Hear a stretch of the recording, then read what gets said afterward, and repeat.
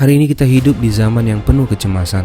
Perang di berbagai belahan dunia, krisis ekonomi, bencana alam, teknologi AI, isu chip, tanda 666, konspirasi global, dan setiap kali sesuatu terjadi, orang langsung berkata, ini tanda akhir zaman. Tapi pertanyaannya, apakah itu benar adalah nubuat Alkitab? Ataukah hanya spekulasi yang dibungkus ayat?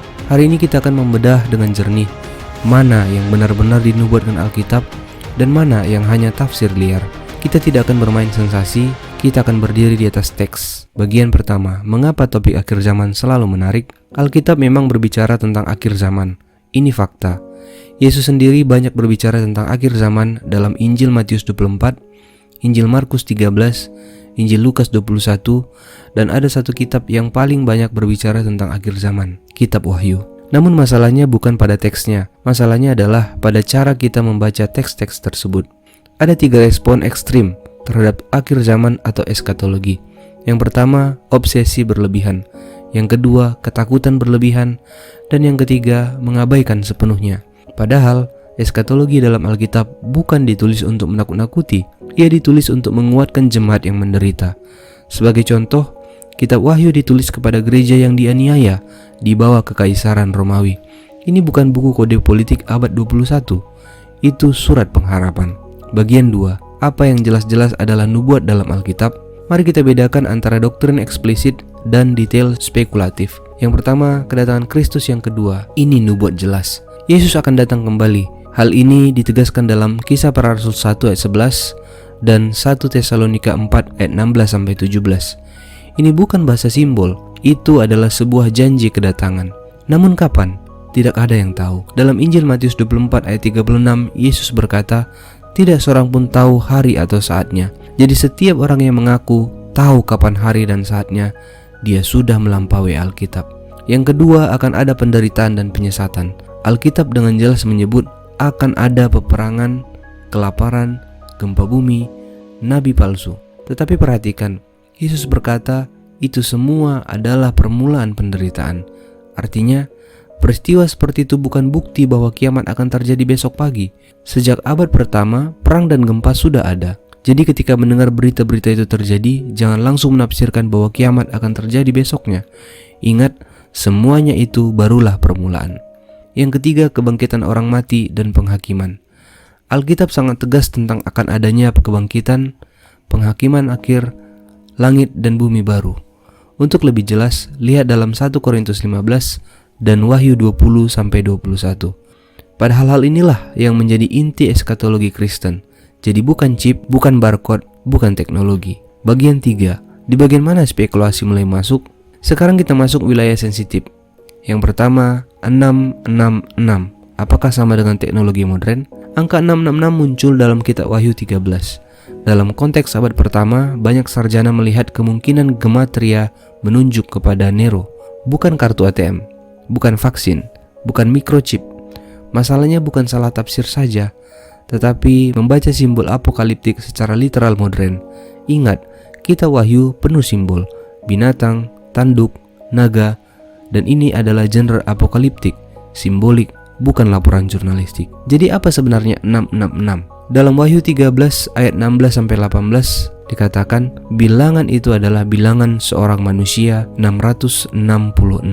Kitab Wahyu ditulis sekitar akhir abad pertama kepada jemaat yang hidup di bawah tekanan kekaisaran Romawi. Bahasa yang dipakai adalah bahasa simbolik apokaliptik. Dalam dunia Yahudi kuno dikenal sistem gematria, artinya huruf memiliki nilai angka. Banyak sarjana mencatat bahwa jika nama Nero Caesar ditulis dalam bahasa Ibrani, nilainya berjumlah 666. Artinya, angka ini kemungkinan besar menunjuk pada figur kaisar tiranik yang menuntut penyembahan ilahi. Apa makna teologisnya? Angka 7 dalam Alkitab sering melambangkan kesempurnaan ilahi. Angka 6 berada satu tingkat di bawahnya, tidak sempurna. Jadi 666 sama dengan ketidaksempurnaan yang diulang 3 kali. Artinya simbol puncak pemberontakan manusia terhadap Allah. Jadi 666 bukan barcode, bukan microchip, bukan teknologi modern, bukan vaksin. Itu adalah simbol sistem kuasa yang menuntut loyalitas total menggantikan Allah. Prinsip pentingnya adalah 666 bukan pertama-tama tentang benda, tetapi tentang penyembahan dan kesetiaan. Pertanyaannya bukan apakah ini chip 666, tetapi apakah aku memberi loyalitas tertinggi pada kuasa dunia atau kepada Kristus. Yang kedua, setiap ada konflik di Timur Tengah selalu dikaitkan sebagai Armageddon. Armageddon disebut dalam Wahyu 16. Tetapi banyak orang setiap kali ada konflik langsung berkata, itu sudah mulai. Masalahnya, sejak abad pertama sudah ada perang di wilayah itu. Kita harus berhati-hati agar tidak menjadikan Alkitab sebagai peta geopolitik harian. Jadi apa sebenarnya Armageddon? Wahyu 16 ayat 16 berkata, ia mengumpulkan mereka di tempat yang dalam bahasa Ibrani disebut Harmageddon. Secara bahasa, Harmageddon adalah Har Megiddo, artinya gunung Megiddo. Masalahnya Megiddo bukan gunung besar, itu dataran di Israel Utara. Di Perjanjian Lama, Megiddo adalah tempat berbagai peperangan besar. Jadi Megiddo sudah menjadi simbol tempat pertempuran menentukan dalam sejarah Israel. Jadi, apakah Armageddon adalah perang fisik global? Ada dua pendekatan utama. Yang pertama adalah pendekatan futuris. Dalam pendekatan ini, Armageddon disebut sebagai perang literal besar menjelang kedatangan Kristus. Pendekatan yang kedua adalah pendekatan simbolik. Armageddon diartikan sebagai simbol konfrontasi final antara kuasa jahat dan Allah. Perhatikan, dalam Wahyu, sebelum dan sesudah Armageddon, gambarnya sangat simbolik. Naga, binatang, roh seperti katak. Kita tidak bisa tiba-tiba menjadi literal di satu ayat saja. Apa makna teologisnya? Armageddon melambangkan konflik klimaks antara kerajaan Allah dan sistem dunia yang memberontak. Dan hasilnya jelas, Kristus yang menang. Armageddon bukan tentang strategi militer, ia tentang kepastian kemenangan Allah.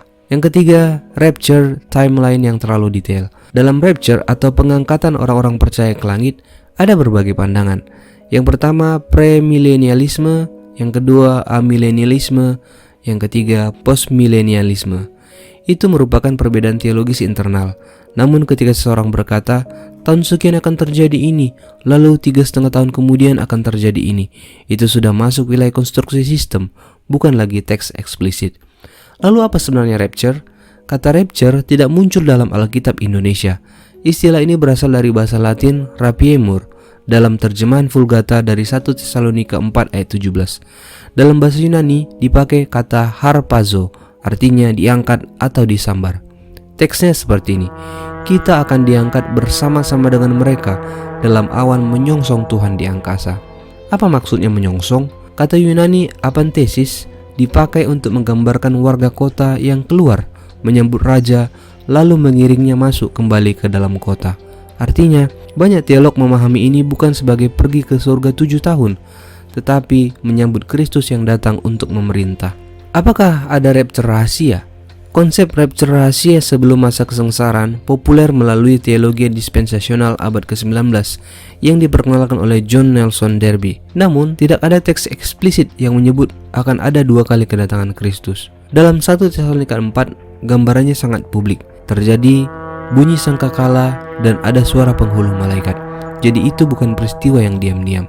Kesimpulan tentang rapture yang jelas adalah dalam teks orang percaya akan dibangkitkan, orang percaya akan bersama Kristus, dan Kristus akan datang dengan kuasanya. Bagian keempat, mengapa spekulasi selalu laku? Karena spekulasi memberi sensasi, rasa kontrol, dramatisasi iman, tetapi Yesus tidak memanggil kita untuk menjadi ahli timeline. Ia memanggil kita untuk berjaga dan setia. Eskatologi dalam Alkitab bersifat etis. Tujuannya membentuk karakter, bukan memuaskan rasa ingin tahu. Bagian kelima, bagaimana seharusnya kita membaca nubuat? Ada 3 prinsip hermeneutik. Yang pertama, perhatikan konteks historis. Yang kedua, kenali genre apokaliptik.